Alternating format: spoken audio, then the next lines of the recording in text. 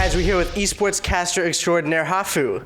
So tell us about your Vegas trip you just got back on. It was pretty cool. So Red Bull actually helped me throw a tournament for my subscribers, pretty much my supporters, to celebrate my 3 years on Twitch.tv. That's what I do for a living, I stream. Yeah. And so the winner of that tournament got a free trip to Vegas, and they also flew me there, so I got to hang out with them for a few days, and we got to check out the Red Bull Air Show, which is really cool. That's sick. So yeah, it was super fun. So how did you get started streaming? It was just supposed to be like a fun part-time summer thing. Yeah. And I had a lot of friends from pro gaming since I was a pro gamer myself when I was younger. And some of them got into streaming because they've already had some fame, right? Yeah. Been around for a while. And so a lot of people suggested I do it since I was one of the few girls who had won tournaments. And yeah, I gave it a shot, and it kind of just worked right away. I think on the first night I had 3,000 viewers, so it's a lot even for now. Yeah. So now what's your favorite part about streaming? I just love the community. I mean, you get to interact with fans every single day. It's not like YouTube where you kind of post your content and then you can tweet at them or reply to tweets or comments. Yeah. It's all real time, so anyone who talks to me in the moment, I can just look at the camera and talk to them back, and it's a very personal feel. Some people have been around in my chat for the full 3.5 years that I've been streaming, wow. So it's really cool. Nice. Now, what's your least favorite part about streaming? Oh man, it is a job, so sometimes I feel pigeonholed into playing one game. So Hearthstone is the one I mainly play, and it's a fantastic game. I'm a little bored of it just because it's supposed to be played casually. It's a casual, you can even play it on your iPad or your phone. Yeah, your phone, yeah. They have an iPhone now. But I play it like 10 hours a day for the last year and a half, so I just don't feel like I'm improving as much as I used to, so it's not as fun. You should get into Tetris streaming. Yeah. I feel like that's next up is competitive Tetris streaming. You know, there are some really crazy Tetris streamers. I mean, Is there a market for this? I don't think they. I don't think they actually do it full time, but I've seen streams with like crazy Tetris players. Like the blocks just fly down. People get everything. I know my new career path if this hosting thing doesn't work out. So who's your favorite Twitch personality?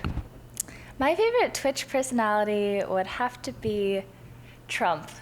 Trump, because he's just so endearing. I don't know, he's always so positive, even when he's having a bad streak, and you do get bad streaks in Hearthstone, he still manages to find the positive, and he's always so mature in his responses, you know? Yeah. A lot of people, they get unlucky and they just kind of throw them, like I've walked away from my computer a few times, just like middle of stream. Yeah, just I need a second because it was ridiculous. You know, you got to get your rage out a little bit. But he's just always like, oh, that was unfortunate, and then he'll just kind of keep going. So very mature. Yeah. So now, what's your favorite Twitch emote, and why is it Kappa? Oh man, my chat has a bad rep because we've always kind of been mod heavy. Yeah. So we've kind of banned a lot of the Kappa spams. Ooh. So I feel kind of bad because now I'm kind of giving into it. Into the Kappa. But because there's kind of that culture on Twitch where if you look at the biggest streams, they have just unreadable chats, and it's a lot of emotes and copy pastas and all that stuff, and it's fine. That's what they want their chat to be. But for me, I really, like I said, I care about my community. Yeah. And I would like to be able to read and interact with my chat, and if a lot of that's like the Kappas, or I mean, it's fine. Like sometimes I can't do Kappa. That's not my thing, but yeah, sometimes if it just gets too crazy, then I can't have that interaction, and I think that's why a lot of people watch my stream personally. So that's my take on Kappa. Sorry, Kappa. What's been your most satisfying win as a gamer? My most satisfying win was Major League Gaming Dallas in 2008. So this is many years ago. Oh, many moons. I was like 17 or 18, and it was for World of Warcraft. Oh, wow. And we were down 2-5 in the grand finals, and it was best of 11. It was kind of a weird one. But yeah, we were down, and we had to just scrape up 4 wins when they only needed 1.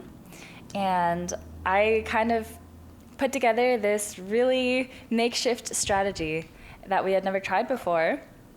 And we pulled it off game after game after game. We actually took. Won all 4? Yeah, we won all 4, and we took the championship. So that was awesome. Oh wow! Now, what was your most on the inverse? What was your most disappointing loss? Oh, there was this huge drama kind of thing at one of my events, ESL Leipzig. ESL stands for Electronic Sports League, and this is also back in 2008. And we had one of our players was still in college, so he had to take finals, so he couldn't go. We had to take a substitute there. And we were actually doing pretty well. We had made it to top 4, which is pretty good. Pretty good. But then when we were playing for the pretty much winners finals, we were about to win, and their computers froze. Ooh. But because we hadn't won the match yet, they called a rematch, even though to us it felt like we had already you guys won. were doing well. Yeah, but because there was no rules, they had to replay it. And then I think some people on our team kind of tilted too hard from that, and just they couldn't recover. You have to kind of brush off when unfortunate things happen and keep going. Kind of like, hey, what I said about Trump. But yeah, because of that, we actually lost, and we got 3rd place at the event. And it was just a really unfortunate way to lose because we were doing so well. Yeah. But it happens. So. Yeah. So what do you see for the future of esports? Do you think it could get as big as the NFL? Yeah, I think so for sure. I mean, if you look at the top game, League of Legends, for example, Season 1 World Finals, if you look at their pictures, it was like a booth. It was in a tent. There'd be 20 observers. Yeah. And now it's, what is it, Season 5 now? I think so, yeah. I mean, I know last year there were over 11 million concurrents on World Finals.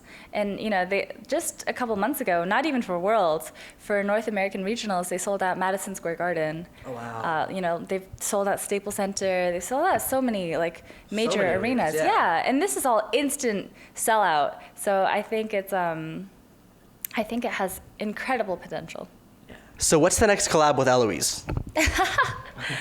She's been coming into the States a lot, so hopefully soon. I had dinner with her the other night, but because our stream schedules kind of don't work out, we've been kind of busy doing our own things. Hasn't worked out yet, but it'll be soon. Soon. She's awesome, and I think we have a pretty fun synergy. Yeah. So we're both Asian, we're both Chinese females, so I can speak Chinese a little bit. And her English is a little bit more broken, but it still works out. But it's so crazy because even though we're both Chinese girls, we're polar opposites, and yeah, it's really fun. So I actually wanted to ask you about that. I know Hafu means half Japanese, but you're of Chinese descent. What made you choose that name? I didn't know Hafu meant half Japanese when I chose it, so Really? it was just a random name, and it was actually not even the name of my main character. It was a WoW character. Yeah. Hafu was actually my alternate druid. It was just a fun account, and then when I started winning tournaments on it, it kind of stuck. So Kind of came your thing. So oops, I didn't know that half Japanese. I am fully Chinese. Fully Chinese? Yes. So now tell us about Legends of Gaming. Legends of Gaming is a game show with a bunch of YouTubers, and they took 4 pro coaches, and I was one of the coaches.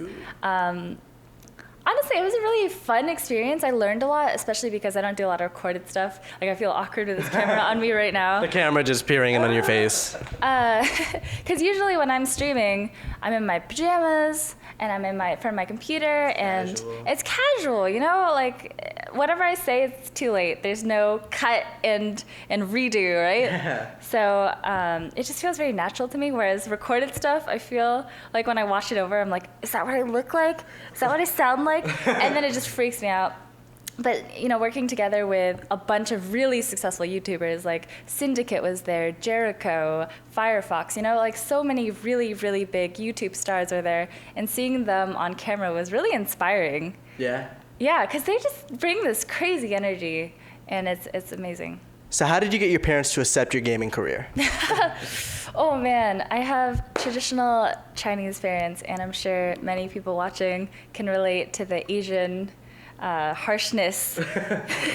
But I think it was when I showed my parents there was this ranking site called SK Gaming back in the day, and you could see your world rank, and it would take everyone's rank, right? Everyone in the world. Yeah. And kind of add up their arena scores and show you what rank you were.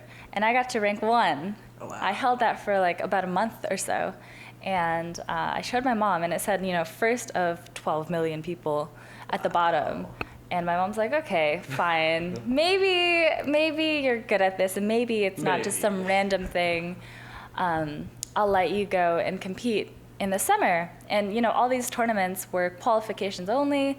Like BlizzCon, you had to go through the online qualifiers, and we already qualified. So all this stuff was already paid for. I wasn't asking her for any money. I was just asking her to allow me to use my time to pursue on this. that. Yeah, and I said, just give me a summer. Let me see if I can do this.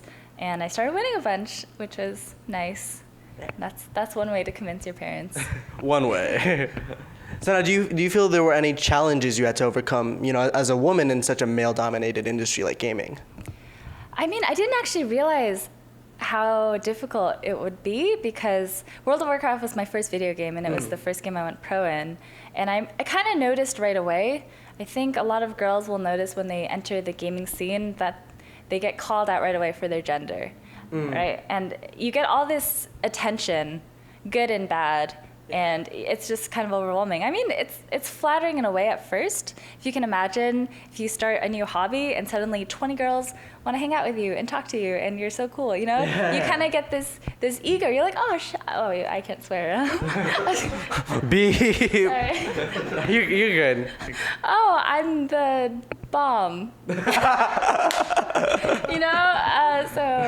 So what would you like to see the gaming industry do to accommodate, girls and women in gaming more? I think there needs to be more ways in. I mean, back when I competed, I felt like I was no different from the boys, right? Yeah. And I don't think that, I think a lot of people believe that boys are just better than girls at video games. I don't think that's true personally. We haven't seen a lot of successful females in this space, mostly because it's just a hard industry to work in. I mean, there's a lot of harassment, there's a lot of negativity around it, and especially when you're in an anonymous space, people can say whatever they want to you. And, you just kind of have to accept it. I mean, for me, I know that, like, my self-esteem was super crushed at 17. Really? I mean, I was a 17-year-old girl winning tournaments, and people would say, wow, you got carried to first. You are ugly. You are, racist stuff, sexist stuff, and all the good stuff, too. Like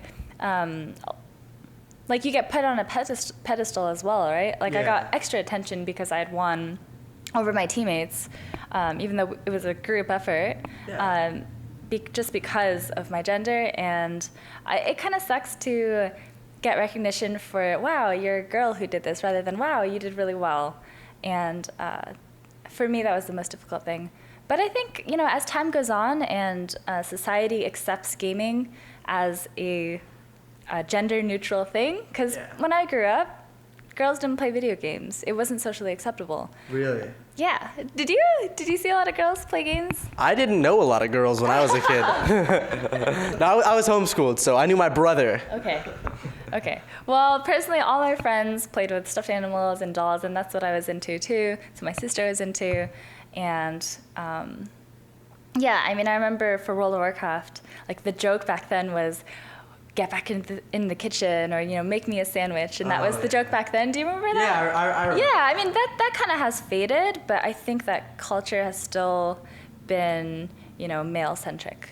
And so there's more of like a culture shift that needs to happen. Yeah, I think over time, when more girls are interested, you're going to see more girls step up, but it's going to be a while, because every time a girl kind of emerges, she does get that spotlight, and you get the good and the bad, as I said. I mean, everyone gets the good and the bad, but it feels like a lot more pressure when it's on a minority of anything, not just gender, right? Yeah. So now, like, on a little bit of a lighter note, tell us something people would be surprised to know about you. Okay, I have perfect pitch, which is kind of cool. Do you know what that is? I mean, that you can, like, hear a tone and, like, match it completely? It's, tones without a reference. So I would know, like, what a middle C is without needing to hear, like, a piano or, like an official. I wonder how that can help you in gaming. It You have to make like a... It can't really. It's just a cool perk. I think it's like a rare thing that, I found out because I used to play piano. What's been the weirdest game experience or fan encounter you've had yet? Oh, that's mean. I can't say that. Funniest? Funniest? Honestly, the most surprising ones are the girls who come up to me because I have a lot of excited fans and they're shaking or jittery, but the girls seem so much more genuine. Yeah. And they're like, oh, I really look up to you. And to hear something like that makes me really happy. It's keeps me going for sure. Yeah. When you see someone truly appreciate what you do. And I'm not saying guys don't appreciate it, but I feel like, being an actual role model. I never thought of myself as a role model, but seeing girls like kind of come up to me and say all these nice things is really great. Nice. So now if you could enter any video game, like in the movie Tron, which one would you pick and why? Oh, man. Maybe like a really... Oh, that's too generic if I say Animal Crossing. I was gonna say, because then you can just like go shopping and then go fishing and you just eat. That's like mostly... What's like a good eating game? A good eating game? I was thinking Cooking Mama, but that's like also so generic. No, what's a... But then you have to cook it too. Yeah, I don't want to cook. to See, I don't cook. This doesn't work out. Oh, man. I play like Hearthstone. Like that's not a cool world. I guess the World of Warcraft. I mean the world is lore, cool. yeah. Yeah, but I mean, I guess you could be like Nat Pagel and just sit there and fish all day. There you go.